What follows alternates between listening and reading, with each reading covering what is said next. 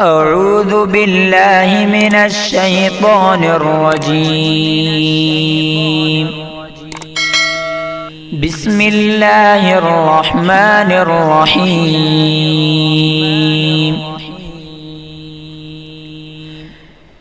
يا أيها الإنسان ما غرك بربك الكريم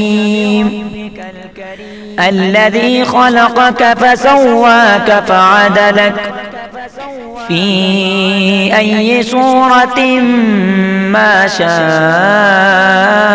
ركبك. كلا بل تكذبون بالدين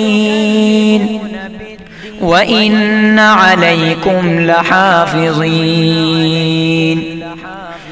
كراما كاتبين يعلمون ما تفعلون.